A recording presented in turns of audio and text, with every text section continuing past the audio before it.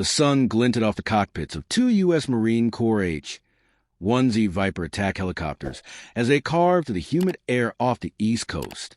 This was a routine patrol, a scheduled sweep over the vast, shipping lane-dotted Atlantic. Flying in a tight, tactical formation, the pilots systematically scanned the empty horizon and the shimmering blue expanse below, their advanced sensors probing for any anomaly.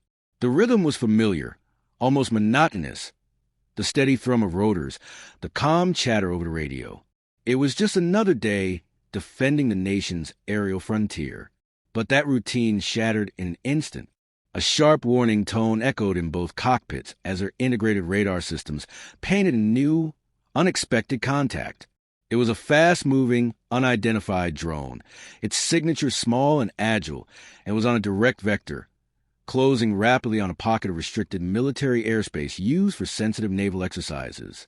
There was no transponder signal, no response to hails. Within seconds, the calm, sun-drenched skies transformed into a theater of high alert. The Vipers broke formation, their mission pivoting from passive observation to active interception. The pilots' hands tightened on controls, their eyes locked on the blip, representing potential threat, ready to escalate from patrol to a confrontation at a moment's notice. Initially, the pilots maintained professional caution, their training guiding them through a process of elimination. The unidentified contact could plausibly be a high-altitude weather drone deployed by a research institution or, more concerningly, a civilian aircraft that had catastrophically lost its way, its crew possibly incapacitated. Standard procedure was to establish communication. They attempted contact on universal distress and civilian aviation frequencies, their voices calm but firm against a backdrop of rotor wash. Unidentified aircraft, you are approaching restricted airspace. Alter your course immediately.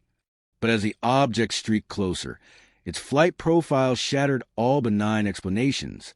It was operating at an altitude and sustaining a speed far beyond the capabilities of any commercial or recreational drone.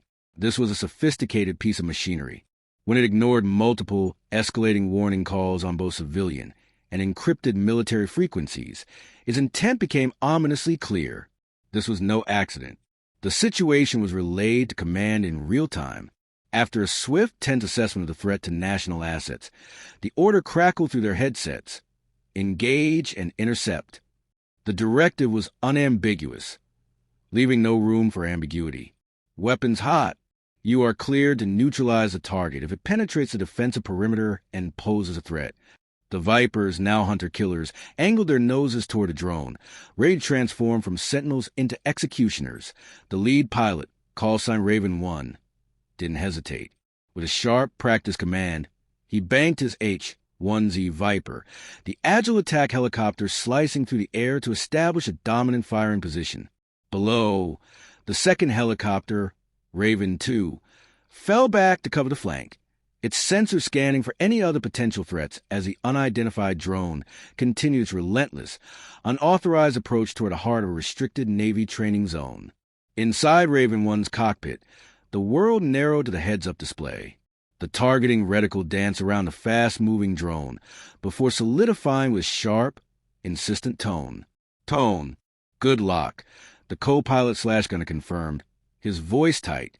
With a series of swift, deliberate actions, Raven 1 armed an AIM-9 Sidewinder missile, the same heat-seeking weaponry used in dogfights between jet fighters. The tension was electric, a silent hum in the air thicker than the engine's roar. Fox 2, the pilot announced, the professional call signifying missile release. In a flash of fire and a trail of white smoke, the Sidewinder streaked away from the helicopter's wing pylon. A predator unleashed. It covered the distance in a heartbeat. A brilliant, fiery explosion erupted against the vast blue canvas of sky, the concussion wave rippling outwards. The drone vanished, instantly disintegrating into a shower of scorched, falling fragments that peppered the Atlantic waves below. Within minutes of the drone's destruction, naval vessels that had been operating in the restricted training zone were dispatched to the coordinates. Cutting through the choppy Atlantic waters, they quickly began recovery operations, their crews using nets and specialized equipment to scoop the scorched and twisted debris from the ocean surface. The salvage was considered critical, not just for post-incident analysis, but for identifying the origin and intent of the intruder. What they retrieved, however, left intelligence analysts with more questions than answers. The fragments were meticulously collected and examined. The drone carried no manufacturer's serial numbers, no national insignia, and no identifiable transponder. More alarmingly, initial technical assessments revealed advanced composite materials and proprietary electronic components not consistent with any known commercial or hobbyist drone technology. The sophistication was state-level. This immediately raised grave concerns within the Pentagon. Was this a deliberately sterilized reconnaissance drone from a foreign adversary, sent to test the response time and engagement protocols of U.S. coastal defenses? Or was the technology so secretive it pointed to a more shadowy origin? The official statement from the Department of Defense has been deliberately vague, confirming only the neutralization and aerial threat, and citing a comprehensive and ongoing analysis, leaving the public, and perhaps even some in the intelligence community, to wonder what truly breached their airspace that day. Following a successful intercept, the 2H-1Z Vipers, their mission complete, formed up and banked toward the coast, returning to their base under a cloak of official silence. The Marine Corps swiftly issued a communique, publicly praising the aircrew for their flawless quick reaction and textbook execution under extreme pressure, a formal acknowledgement of the high-stakes drama that had unfolded over the Atlantic. The pilots, hailed as heroes within their unit, embodied the pinnacle of naval aviation readiness. Though the skies are now calm again, the vapor trail of the incident serves as a potent, unambiguous message to any potential adversary. The layered defense network of the U.S. military is perpetually watching, its sensors unblinking, and its trigger pullers are primed to act with decisive force. The event underscores a new reality of modern warfare and security. The platform may be small, but the threat it represents is not. In today's complex and contested battle space, even a solitary, unidentified drone skimming the waves is not beneath notice.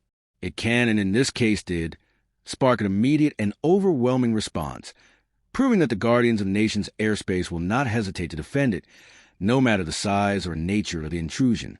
The threshold for action is low when the stakes for national security are so high.